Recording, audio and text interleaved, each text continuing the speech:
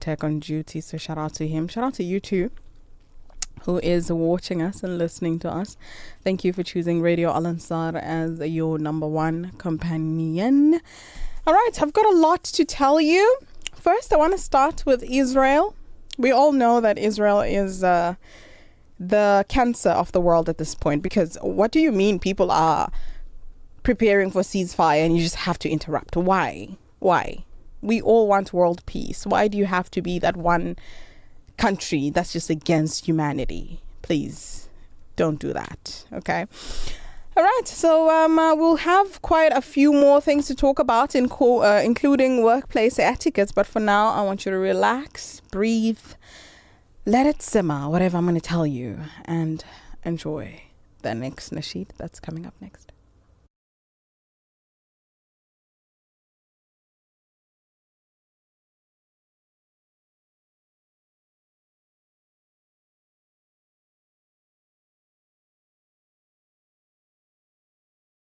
For over 5 decades, Sunfoil has nurtured a legacy rooted from our land. From a sunflower seed grown with goodness and love, crafted through excellence, precision, and care. Proudly South African, and the only 100% pure sunflower oil endorsed as a diamond partner by the Heart and Stroke Foundation.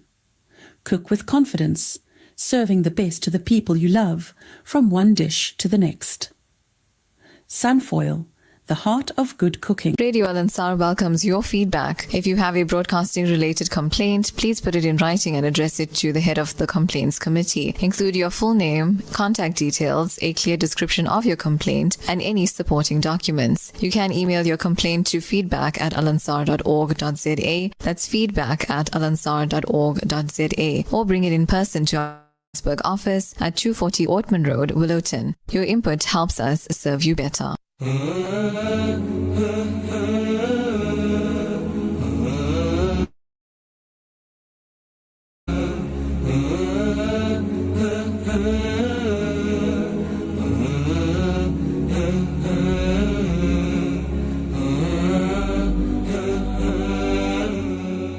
في ليلة من الليالي لست أدري ما تراني ظلمة تغمرني يا رب الأرض ضاقت والسماء وقلبي ما رفض الضياء والدمع بات يبكي يا إلهي يا إلهي يا إلهي يا إلهي يا إلهي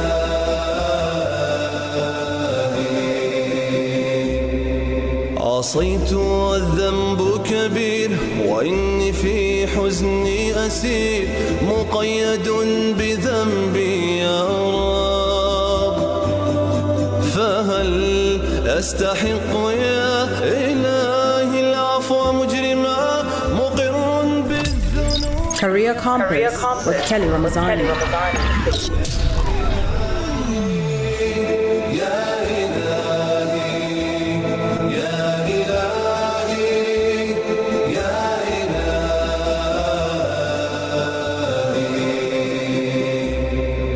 أنت الذي خلقتني رحمتني ورزقتني دوما يا ربي قد كنت معي لكنني نأيت عنك نسيت ما قد كان لك وسرت في طريق يا إلهي يا إلهي يا إلهي يا إلهي يا إلهي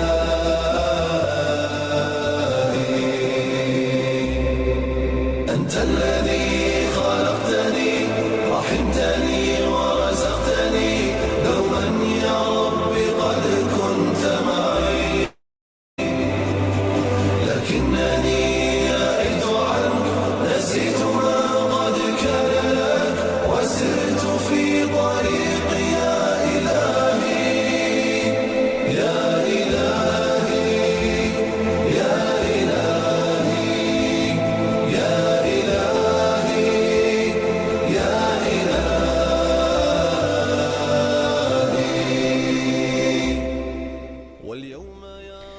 That's Ya Ilahi, a beautiful nasheed there. Reminds me of Shrek. Shrek the movie. All right, welcome right into it. It is Career Compass with Kelly Ramazani on this beautiful Thursday. We're talking about soft skill for the week. And this week we choose social collaboration. I needed to tell you what this means, okay? Many people feel that when you have the ability to adjust, and also reform or reshape or shape shift, whichever way you're going to call it or whichever way you're going to frame it, according to your surrounding or according to your environment, and they call you fake. They call you two-faced. They say, oh my God, you are so hypocritical. Why are you always changing? Why are you always adjusting yourself? I think it's an incredible soft skill to have. And especially in today's fast-paced world where everything is always changing, it's always evolving, you have to have the ability to move fast. Okay, not so fast to a point where you lose yourself, but you have to move with the pace of evolution that's currently taking place. So the soft skill for today, for this week, is the ability for you to change according to your setting, according to your to the context, depending on the context, okay, without losing your authenticity. Because many of us happen to lack the backbone to remain true to ourselves with our values and principles. However, many talented people struggle professionally, not because they lack skills. Okay, Zach is telling me, please focus, look at the camera. Yes, let me look at the camera. Okay. Thank you for that reminder. Right. So it's not because they struggle in the workplace, not because they lack the skills, not because they're incapable, but because they behave differently from everyone. And in a workplace, it's not a place where you want to isolate yourself, where you want to stick like a sore thumb. It's not advisable. And especially for me, I learned this the hard way because I was raised in a home that was taught, or that taught us rather, to do without it. Use the tools you have, use the resources you have, use the skills you have to navigate through life. But if there's something that you don't have, then do without it. And so that's how I was raised. That's the mindset I was brought up with. And not knowingly, this was actually a trauma response. I didn't experience the trauma, my parents did, but the upbringing and the teachings were something that I inherited without having to go through the experience myself, as in the traumatic incident myself. And here I am, closing myself up to opportunities because I don't think it's necessary, for me to reach out. I can do it on my own. I can do it alone. Meanwhile, in a workplace, in that kind of setting, you have to be a team player. It's not about you. Even if you are capable, even if you are able to, do it on your own, to achieve it and accomplish it on your own, it is important to involve the people you are surrounded with. They need to feel that they are a role player or team player in your surroundings or in your presence. Okay, and this somehow caused me to be into unnecessary battlefield and competitions because I kept fighting the people close to me without knowing that I was fighting them. Because once a human being feels unappreciated, they automatically go into defense mode, and it makes them want to fight back. And I'm like, but I'm not fighting you. I'm supposed to be working with you. But the truth is, I wasn't working with the people in my team. I was working alone because I'm capable of doing it on my own. And especially if I ask you to get a task done and I give you a set time and you don't do it, I'm like, forget it. I'll do it myself, And that's how I operated until I had to sit back and do some self-analysis, some self-reflection. I was like, Kelly, the teachings that you were raised with do not fit in this context. You have to adjust. And so I began working on myself, and suddenly, alhamdulillah, I'm actually a team player. I fit in. And because of that, I realized how important it is sometimes to just sit back and say, this context, this setting is asking for a different version of me, not the everyday me, not the home me, not the me that I am with my friends. This is a different me that is required here. And because you are aware of what the setting requires of you, if you do have the ability to become that, do it. Why not? Do it. And that is the soft skill that I wanted to share with you. Why does it matter? It matters a lot because you might lose opportunities. I'm telling you this from my life story, okay? You might lose opportunities if you make people around you feel uncomfortable working with you, especially your superiors. Yeah. So when you are given projects or when you are paired with others and they don't feel like you appreciate their contribution, they might not want to work with you in future. And so you might lose opportunities just because you are in your own bubble, not necessarily because you're a bad person and you don't have the necessary skills. No, but because you are self-sufficient. You cannot be self-sufficient in a workplace. And nobody is self-sufficient. That's the truth though. So that's the skill that I will leave for you. The ability to adjust depending on the context. Whatever life requires of you, become that. But please do not lose yourself in the process. That's the soft skill for today. Up next is an interview that I have with the beautiful soul who is here. And we're going to be talking about mental health and education, transitioning from one career to another, one workplace from another. And how do you hold yourself, stay grounded and remain true and authentic, and especially in this fast-paced world. That is what is up next. It is Career Campus with Kelly Ramazani, and you are in safe hands.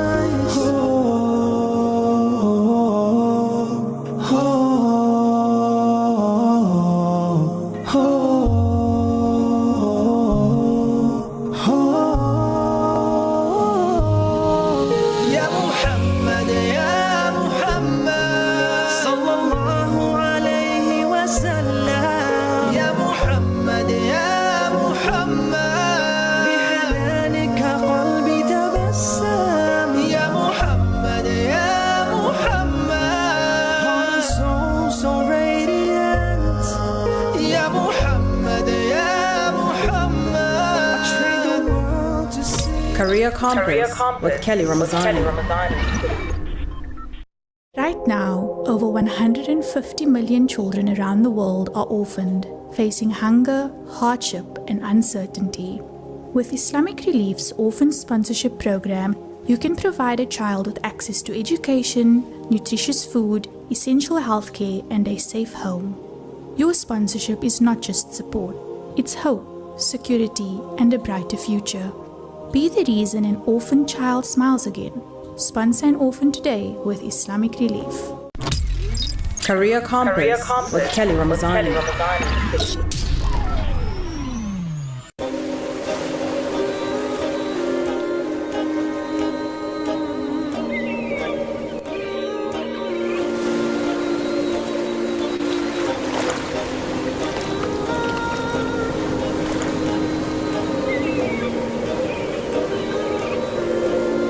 زينت السماء وضعت الجبال أمرت البحار وخلقت الجنان سيرت الكواكب أضأت النجوم فجرت الأنهار فأرحت القلوب وللعباد أنزلت الإسلام وللهداية أنزلت القرآن وبالسلام أرسلت الأنبياء من الظلام إلى الضياء سألت حين رفعت يدي عن رحمة وسعت كل شيء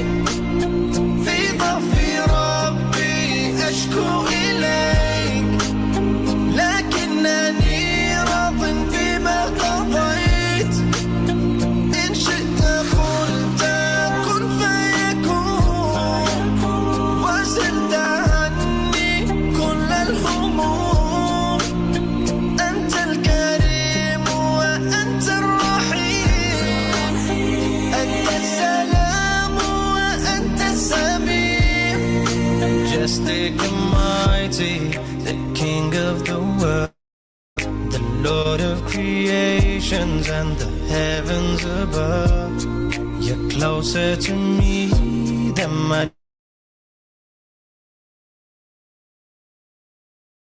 when I'm hurt and in pain.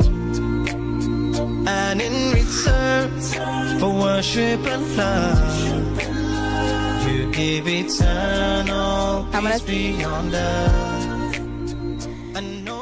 And that is Mu'ad featuring Sid, Kun Fayakun. All right, it is Career Compass with Kelly Ramazani, but I'm not alone in studio. I'm joined by a beautiful soul, a young lady who is currently completing her last final year in biomedical science, studying at UNISA. She previously studied clinical medical practice at WITS, okay, and left at her final year due to depression. And this is why we are going to have this topic that we have today, mental health and education. Sometimes as students, it's hard for us to go through education ourselves, as in our personal lives, our personal avenues of friendship, social circles. If you're trying to get married like me, that too. If you're trying to become a millionaire like Zach, that too. So there's quite a lot, okay? And somehow you are expected to always be at your best. You're expected to be able to figure life out. And there's just so many factors that contribute to us not arriving on time because the pressure is on, okay? You're looking at social media, you're seeing 23-year-old millionaires. You're looking at self-employed at 21, entrepreneur at 18. And you're like, damn, I am behind. Behind who? Behind what? So that's what we are going to be talking about. I am joined by Bibi Aisha. She is currently has 2 side hustles, by the way. See, I told you, it's quite a lot. You got school, you got side hustle, you got a social life. There's just a lot happening. And the one question that I want to find out from Bibi Aisha herself is, first and foremost, Assalamu alaikum wa rahmatullahi wa barakatuh. And secondly, how do you do it? Wa alaikum assalam wa rahmatullahi wa barakatuh. I think I just I'd like to try and enjoy everything I do. I love that. I absolutely love that. I always try to keep busy myself, and people say to me, why don't you just do one thing at a time? I'm like, I try to enjoy what I do wherever I go. And in that process, I find myself doing different tasks and responsibilities, you know. So I'm glad that I got somebody that thinks like me or does enjoy life too. Now, Aisha, first and foremost, for somebody who is listening right now and they're probably thinking, biomedical science, why that course? Like, what really drove you or motivated you to pursue such a career? So I generally enjoy learning about the human body. I think it's beautiful and amazing and magical. Allah subhanahu wa ta'ala created us so perfectly. Yes. And as human beings, as a person, I want to know more. Yes. I want to know how things work. I want to know what's going on. Yes. And in this field, I get to learn what's going on and how we can fix it, what issues there are and how to detect it. And then I get to actually find ways and new ways to fix those issues. I get to, work behind the science of it, which is really exciting. I love that. Absolutely love that. It's super exciting. I'm a huge fan of the human brain, by the way. I'm fascinated by how the human brain operates and how we think and how we are designed this way or wired this way, And I read a lot about that. So maybe in future I might look into biomedical science. You should. But now for somebody like you, right, you've had to do a transition at WITS during your last year. You could have just said, hold on, let me push a little harder. But no, you were going through something that couldn't allow you to be at your best, perform at your best. And you said, no, this is not the right moment for me to continue. I need to pull myself back. What was it?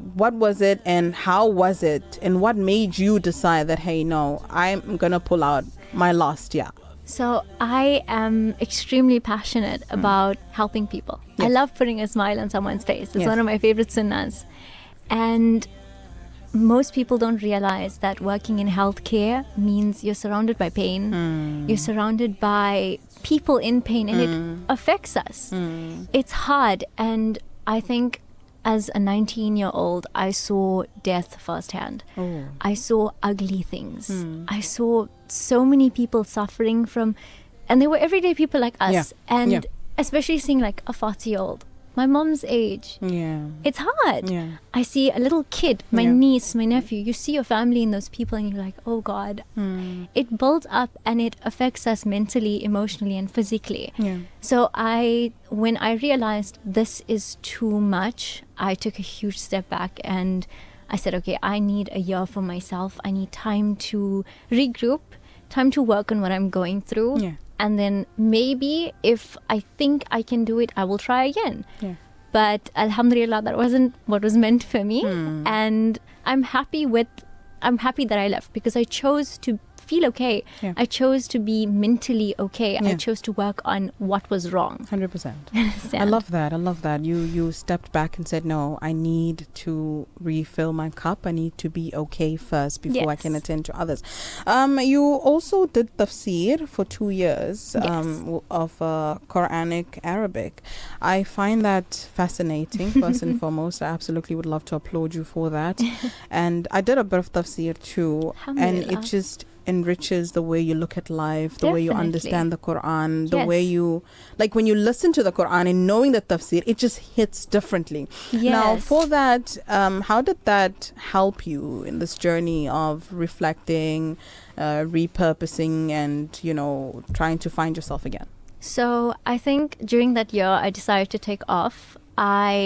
I'd randomly applied for this tafsir course the previous year, and I completely forgot about it. Oh my God. And it was like a sign from Allah to say, I choose you to learn my kalam. Wow. And I decided randomly, okay, I'm doing this course. Right. And I think the only thing that got me out of bed for the first 4 months was I need to do my tafsir.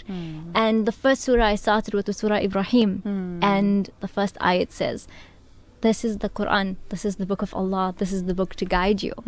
And that was it. I was like, okay, I'm going to be okay. I just need to pray. I just need to regulate my emotions with the Quran. That's why Allah sent it down. It was a beautiful, uplifting experience. Oh, beautiful, mashallah. Now, let's talk a little bit more about your mental health and the journey to actually re-finding yourself, or rather redirecting your purpose. By the way, it's nothing new. I speak backwards, so bear with me. I'm enjoying it. So now, for a lot of parents, education is expensive. We're not going to lie. Yes, definitely. Even those that are on bursary, like myself, there's a lot of people behind that. They're funding that education. So obviously, for you to decide that, hey, this course is not the right one for me, let me change into something else, or maybe transition to another course. There will be feedback from the people that are supporting this initiative, your education process. How was that? Did they receive it well? Did they, insist that you just try, just complete it? You're almost there. How was the response? So initially, my parents were devastated. Yeah, I can imagine.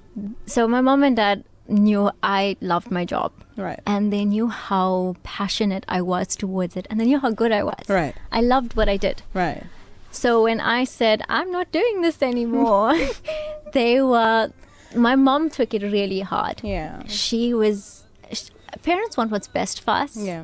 And they want to see us grow and glow and shine. Right.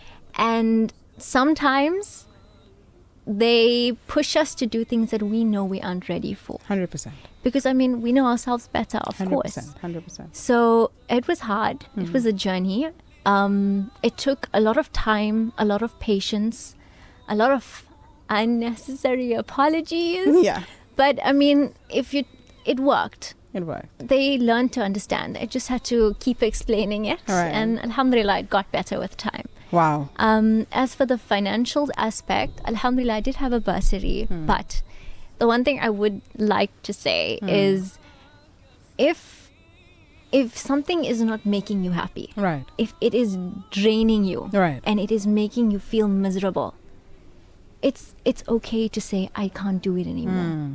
It's okay to take a step back, because at the end of the day, what's going on in your head is what's most important, because that's affecting everything else. 100%. I love that. Career Compass is a show where we talk about all things career related, and some of the letters that I read, emails, I like to call them letters, so that it takes us back in time, and it makes it more, we humanize that technical aspect, you know. Some people share with me their journeys on how they are the sole providers in their homes, but they're not coping because their workplace is toxic and they can't leave because they've got people that rely on them. And things like that make me really wonder. It hurts me. It breaks my heart a lot to see that not everybody has got the privilege of option of saying, no, I can't do this, I'm walking out. But also it makes me reflect on us as a society, on how much can we truly tolerate. Are employers willing to see an employee underperform, but as long as they are there physically doing the work, I'm okay with that? And so it brings back the question to parents as well. Like we want, parents do want, I'm an aunt, I like to think I'm a parent, but I'm an aunt.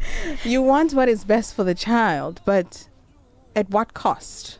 Do you want this child to break down completely to a point where they cannot function anymore for you to know that, no, I'm actually pushing them a bit too far? So when we talk about these kind of struggles that we face as students, I feel like parents look at it from one aspect, and we telling them from a different perspective. The homework, the assignments, the research, the exhaustion, the burnouts. It's exhausting. I can't do it. And they're like, but you did it for the past 3 years. It's just one more year. You can do it. It's because I've been doing it for so long, without a break, without looking after myself, without actually saying, okay, I need to do something that's going to make my brain not think. And then when it builds up to that point and you're like, I can't do it anymore. I can't do it anymore. It's you're like struggling. You explode. You explode.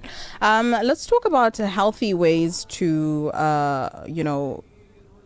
to find yourself. And I want to say it's leisure, but I also think for you, example, being involved in madrasa, being involved in tafsir, in Quran, that's not just leisure, that's an investment for your akhirah. But what are some of the healthy ways that healthy activities rather, that you went through, that you tried, that made you become a more intentional person, that made you find yourself again, that made you excited about life again? What are some of those things? So I started off by making, it was really, I know most will think it's a bit stupid and childish, but it helped a lot. I made a list, a bucket list of everything I wanted to do. Girl, I got that too. That's a good start. Yes. And I was delusional. They say you need to be delulu with your du'as, because Allah subhanahu wa ta'ala will answer everything. 100%. So I was delusional with this list. And alhamdulillah, I started with the small things. Okay. And as I went through the list, I realized, this is helping me. Yeah. This is making me feel better. Yeah. And I wrote things down like go for Hajj, inshallah, one day in the future with my spouse. Or I wrote things like make somebody smile today. Aww. That's one of the small things. Right. And to this day, I still try and do it. Remind someone of Allah today. Aww. To this day, I still try and do it. MashaAllah. Pick up a new hobby. Try something new. Try something different every day. If you stick in the same routine, you're going to make your brain numb. So I tried switching things up every day. Instead of, like eating a specific meal for lunch, like chicken and rice, I had like breakfast for lunch. I love that. And, like the process of making it and the process of doing things, it helped me a lot with clearing my mind and, trying something different. Aside from those things, I did a lot of research online. Right. I did go to a therapist. I spoke to her. Right. And therapy helps only if you take the advice they give you. You put in the inner work. I love this. I love where we're going with this. I always say this. You can see all the therapists in the world until you are able to open yourself up to that advice. Yes. Only will it work. Of course. If you're not willing to put in the inner work, no one's going to help you. No one's going to change you. Yeah.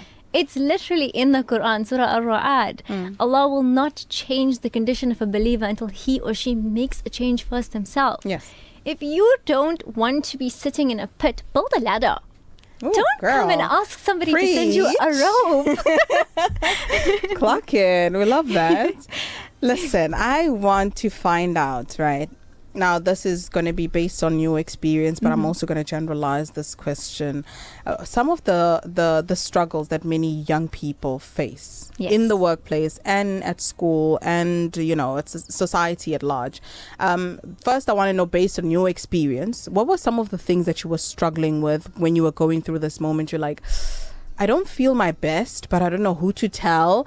I don't know if I want to take it on social media. I don't know if I want to lock myself up in a room. I don't know what to do. Was there maybe somebody that you had as a mentor, as somebody that you could confide in? Was there support, first of all? And secondly, once you realize that, hey, this is actually a common problem, I might not be the only one going through this. There's quite a few other people going through it. What did you do after that? So I had peers where I would work at the hospital before. Right. And we would sit outside, after a long day or during lunch, and we would just debrief and talk about the trauma that we had experienced inside. Yes. And I think we all came to the same conclusion that, okay, we need to go and see a therapist. Right. So we went to, campus. On campus, we have, people to talk to. They didn't really help, if I'm being honest. Yeah. I think nobody really understands what you go through in specific situations. And I also think I was very young, so I didn't really know how to take things, how to understand things. And but I think as time went by and I didn't have much support, that was my own fault. I did isolate a lot during that time. Throughout it, I realized, you know what? I am alone, but Allah was with me through everything. So I focused more on Allah, and every night, musalla, head in sujood, and just talking about how my day went, what I need, what I want to change, what's going to make me feel better. And the reason why I'm asking you this is because I've experienced depression myself. About a few years back, I went through quite a devastating period of my life. Dear Lord, can I just calm down for a second, okay? I went through a devastating time in my life. That's what I meant to say. Right. And I realized that at that moment, like the people that I confided in, alhamdulillah, I think Allah subhanahu wa ta'ala, I've got a really strong support system. The people that I told will always tell me, especially my mom, she's like, no, just pray about it. I'm like, if one more person says that, we're going to have a problem. Like, what do you mean? Just pray about it. Like, I'm telling you, I'm not okay. I know what you mean. And just pray about it. Just wake up with the 100 and just pray. And I'm like, okay. I don't think that's going to help at this point. I'm not talking to you again. No, you're not getting it. But eventually, I started praying, right? Yes. As in pray on time, pray intentional, pray tahajjud. And it didn't move the mountains that I had with me as burden and trauma, but it shifted something in me. Yeah. Slowly, like gradually, but it did happen. Like I could feel like there is hope. I could feel like, hey, okay, life is not that bad. Did you feel less alone? Actually, during that time, like in the beginning, I felt less alone. I felt very alone because I'm surrounded by people and I'm trying to tell you guys what I'm feeling and you're not understanding. Yes. So then I isolated. I shut everybody out and I was just alone. And I felt like it was Allah subhanahu wa ta'ala's way of calling me to say, it's actually me that you should be confiding in. Yes. And I had that one-on-one with Allah and I was like, oh, pray about it. Now I get it. At least my mom should have said, And subhanAllah, till this day, if there's one thing that my depression taught me is that Allah is the best of friends. Definitely. Till this day, I don't wait until I'm in a musalla. I can talk to Allah right now. I'm like, Ya Allah, okay, I'm going to go in. I'm about to do a show. I don't have a script, Ya Allah. Please help me. That's what I'm doing, And alhamdulillah, I've just learned to confide in Allah. I've learned to give myself to Allah and I've learned to accept His decree. Yes. And the things that I was able to manage or overcome, it's shocking. Till this day I can look back and I'm like, I would have never survived that. I would have 6 feet under, I would have been gone. I know what you mean. So It does. I know it's a cliche thing to say, and people say pray about it. They don't get into details. But what I want to tell you, if you're listening right now and you're probably going through something, and it doesn't make sense to tell you that prayer might be the solution. It might not be the whole solution, but it's one of the most important foundations to finding the solution. So start with a relationship with Allah subhanahu wa ta'ala. Just start telling Allah how you feel. You don't even have to go into details, forgive me, no. Just say, Allah, I'm not okay. I don't feel okay. Yeah. I don't know what's going on. I feel empty, or I feel sad, or I feel heartbroken, whatever it is. Be crystal clear, be vulnerable. Yes. And just from there, you will see things will change. Now, back to you, Baby Aisha. I mean, this is my show. I talk all the time, but you are the guest here today. I want you to talk to me. Now, we try to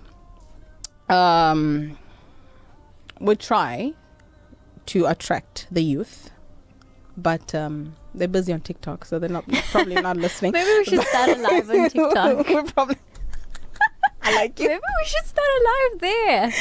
Absolutely. We do have a TikTok channel. I think we're live also. Yeah, so the message to the youth, what message would you give to somebody listening right now? You young yourself, 24 years, right? Yeah. What message would you give the youth or anybody that's listening right now? It's never too late. It's never too late. It's never, ever, ever too late. It's never too late. Turn back to Allah. Try something new. Pick a new degree. Change your course. You're never too old. You're never too young. Don't give me ideas, okay? Don't give me ideas. No, but it's. I promise you, it's never too late. All right. If you want to do something, get up and do it. No one's stopping you but yourself. Wow. And if you feel scared, if you feel like it's a risk, that's the time you need to do it. Ooh. Because you need to get over that fear. You need to get over that challenge. Wow. It's when you put yourself in uncomfortable situations, you learn to be resourceful. That's when you grow. Exactly. Yeah. And we all need growth. We 100%. all need self-awareness. We all need to know, how can we be 1% better than what we were yesterday. So that's all I'd like to say. Wow, brilliant advice there. I'm one person that figured out I was doing the wrong degree, like on my final year. I'm graduating, and then I'm like, shouldn't have done law. Oh my goodness, what was I thinking? And then my dad is like, yeah, you can just do another one. Because my dad has always been like my biggest cheerleader, my biggest hype man. And listening to his advice, I've got like 4 different qualifications and I'm not applying any of them. So it's terrible at that. Alhamdulillah for it. No, thank you. All right. Oh man, I'm really, really enjoying the conversation. But Eric has walked in, which is a sign for us to wrap up. That news will be up next. Aisha, can we do this next time, inshallah? Definitely. 100%. Now, quickly, what is your closing statement I know you've already given us your advice, but anything else that you'd like to add on with? Add off with. End off with. Oh my goodness. Going through something difficult is hard and painful, and it is difficult. It's a difficult period, but at the end of the day, you're gonna look back in the future someday, and you're gonna wish you were back here. You're gonna wish your iman was growing this much, because you're becoming so much closer to Allah, and you're going to think about the sweetness of this difficult period, and you're gonna think about it. Wow. And miss it. Beautiful. So that means when you're going through it, you probably think it's the worst, but after you overcome it, you look back and you say, just one more time. That's it from me, Kelly Ramazani, with my guest, Aisha. We shall see you next week, Thursday, same time, same place on 90.4 FM. Jazakallah khair so much for the messages. Unfortunately, we couldn't read all of them due to time. We are now going to break for news with Eric and Manina. Until next time, I say to you, find your purpose and leave your mark. Assalamu alaikum wa rahmatullahi wa barakatuh.